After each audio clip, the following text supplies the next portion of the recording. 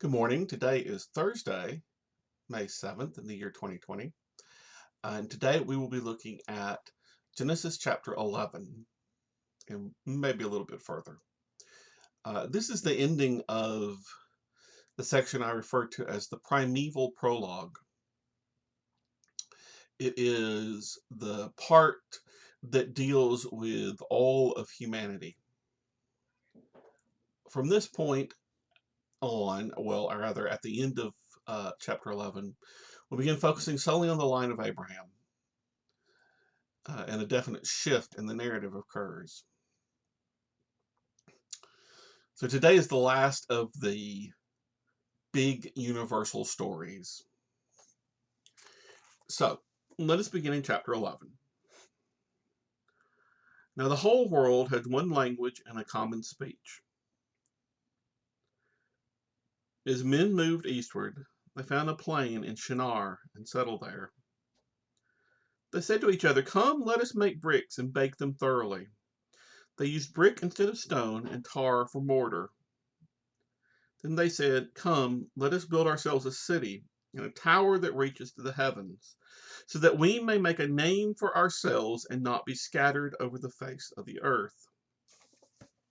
All right, a couple of things here. The story of the Tower of Babel, which by this point the story hasn't been named yet,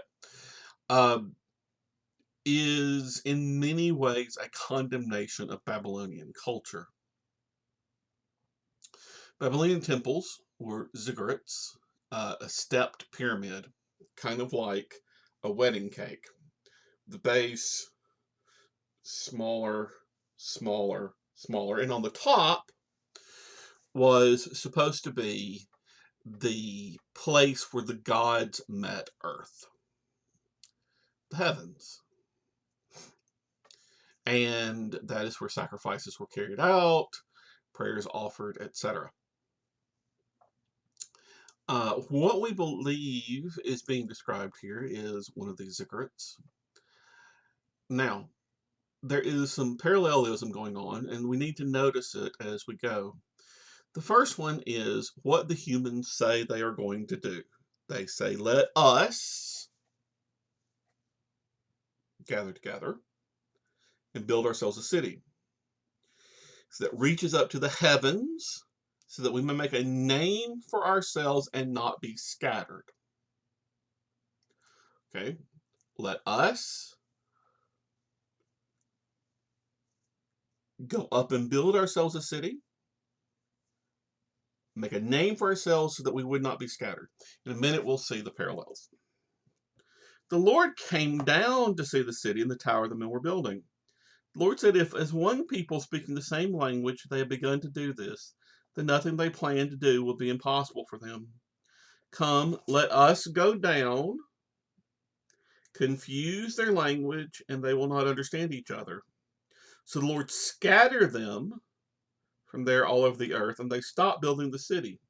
That is why it is called Babel, because there the Lord confused the languages of the whole world. From there the Lord scattered them over the face of the whole earth. All right, so we have the men going up to build the city, to make a name for themselves so they would not be scattered. God comes down to the city. He scatters it, and he gives the place a name called Babel. Again, the parallels between in these two passages, they're very poetic. But here we have a place being called Babel, which in Hebrew sounds like confusion, but in ancient Babylonian is the gate of God, and thus Babylon. So this passage is a direct assault on the religion of the Babylonians. It is saying, no, rather than being a way to reach God, what you have done is bring condemnation down from God. And here we have the scattering of the people into multiple languages that was hinted at in the previous chapter in the various table of nations. As an aside, and as we're getting in May and in a few weeks is Pentecost, you might want to look at the book of Acts, chapter 2. And in Acts, on the day of Pentecost, you have what is essentially a reversal of Babel.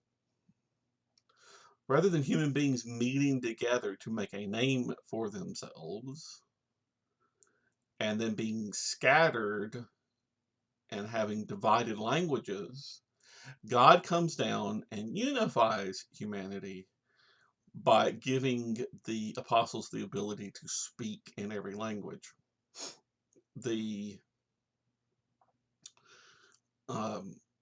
I have no doubt that the early church, especially those of Jewish origins, kind of saw in Acts this reversal of Babel. So now we have the last account in this primeval prologue. This is the account of Shem. 2 years after the flood, when Shem was 100 years old, he became the father of Arphaxad. And after he became the father of Arphaxad, Shem lived 500 years and other sons and daughters. So we're picking up the exact same language that we had in the line of Seth. This is a continuation, therefore, of the line of Seth, the chosen line. When Arphaxad lived 35 years and became the father of Shelah, after he became the father of Shelah, Arphaxad lived 403 years and had other sons and daughters.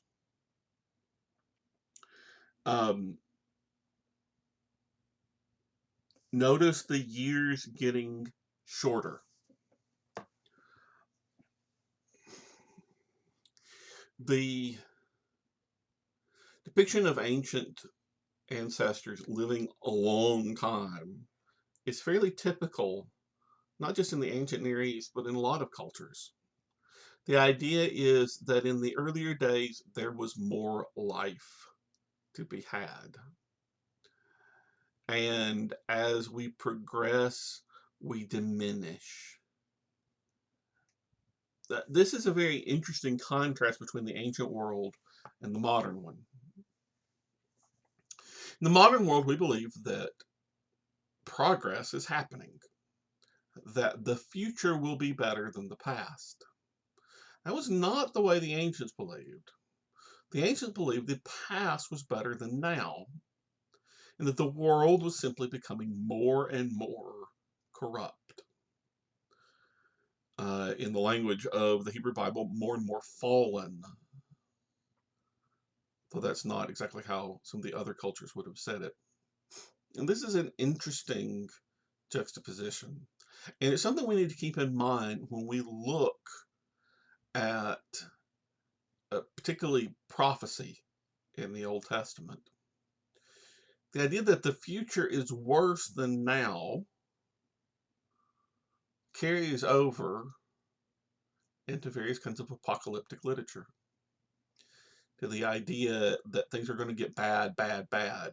Now, I realize that in modern evangelical Christianity in particular, there is that idea, but there's a strong dichotomy between that and the idea of technological progress, of the idea that if we wait long enough, we'll have a cure, things will get better. It's just striking. Now, we continue with this genealogy, and I am not going to go and read all of them because there's not a lot of point. There is no break in the pattern beyond that diminishing of ages. So instead, I want to pick up in verse 24 of chapter 11. When Nahor had lived 29 years and became the father of Terah, And after he became the father of Terah, Nahor lived 119 years and had other sons and daughters. After Terah had lived 70 years, he became the father of Abram, Nabor, and Haran. This is the account of Terah. It is from this point on that we leave the primeval prologue of Genesis and focus solely on, well, the line of Terah, but in particular, the line of Abraham.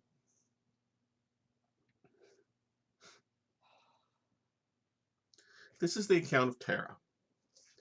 Terah became the father of Abraham, Nahor, and Haran became the father of Lot.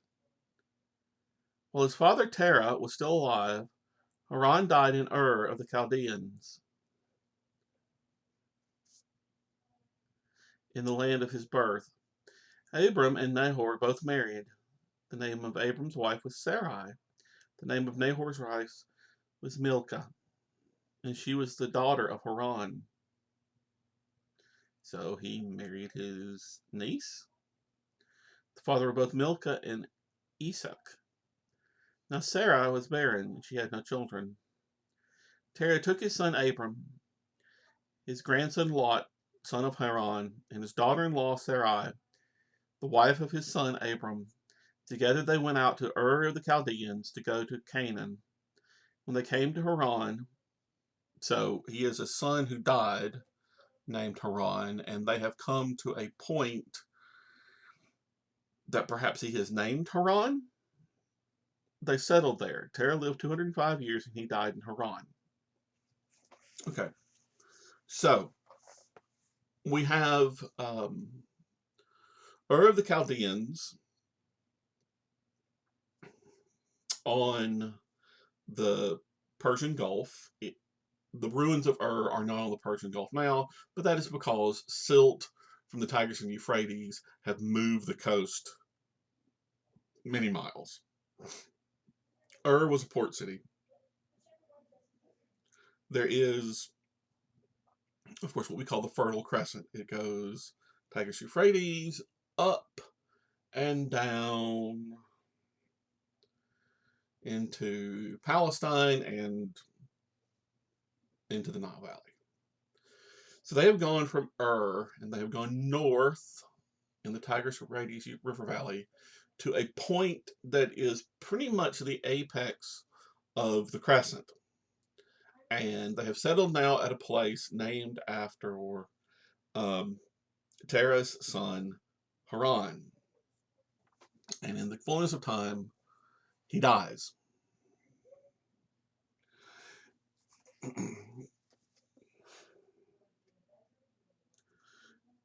The Lord had said to Abram, "Leave your country, your people, and your father's household, and go to the land I will show you. I will make you into a great nation, and I will bless you. I will make your name great, and you will be a blessing. I will bless those who bless you, and whoever curses you I will curse, and all peoples of the earth will be blessed through you." Okay. So what is promised here? The Lord says to Abram, "Go to a place I will show you." Not telling you where it is. Not telling you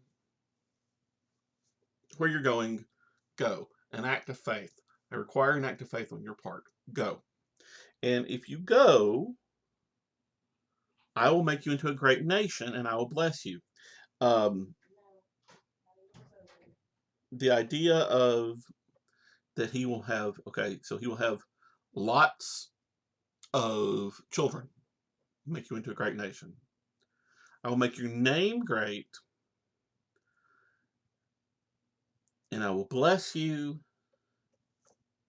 and I will give you a land. Okay, so you can get land, you're going to get lots of children, and you're going to get a famous name. Those three things. The idea of a land, the idea of a name, and the idea of a nation or seed is extremely important in Genesis. In fact, we have already seen in the passages that we have looked at the themes of land and seed and name being important. They will continue to be important in Genesis. These are the things that God blesses with: offspring, a great name, and a land of your own. So Abram left as the Lord had told him, and Lot went with him. Abram was 75 years old when he went out from Haran, took his wife Sarai, his nephew Lot, all the possessions they had accumulated, and the people they had acquired in Haran, and they set out for the land of Canaan, and they arrived there. Okay. Sometimes we might picture Abraham or Abram and Sarai and Lot and a couple of donkeys and maybe a servant or two and some sheep. That is not the case. We're going to see later how many people Abram had working for him. Abram commands a fairly large group of people, as is a fairly significant tribe. They are not of his blood. They are people who are beholden to his family in one form or another. Servants, slaves, hirelings, we don't know. So this is a fairly big group of people. And of course, they don't have any problems getting to Canaan because they just follow the road. Haran goes straight down into Canaan. Abram traveled through the land as far as the side of the great tree of Morah of Shechem. The time the Canaanites were in the land, the Lord appeared to Abraham and said, "To your offspring I will give this land." So again, the seed and the offspring, the seed and the land. He built an altar there to the Lord who had appeared to him. From there he went on towards the hills east of Bethel and pitched the tent. Bethel, not named yet. Bethel will get named later. Bethel, Bet is house. El is God, the house of God. And pitched a tent with Bethel on the west and Ai on the east. There he built an altar to the Lord and called on the name of the Lord. Then Abram went out and continued towards the Negev. Okay, so Abram has kind of built an anchor spot, but now he's going to go down to Egypt, and problems are going to ensue. Much of the rest of Genesis, or rather, at least much of the rest of Abraham's part of Genesis, is Abraham finding himself in difficult situations, being tested on his faith, and failing. And once he is tested on his faith and passes, his story's over. The story begins with a test of faith. He leaves. Then there's a series of tests that he fails, and then there's like a final test, and he passes. So we're going to continue looking at the story of Abram. There will be parts of this story that I will summarize rather than reading verse for verse. There will be questions that we'll try to answer. But here we're going to have the prototype of faith, the one that all the rest of the Bible keeps coming back to and using as the example of faith.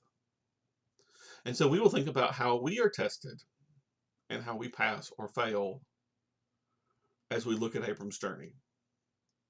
So come back tomorrow. We'll pick back up in chapter 12. And until then, God watch over you.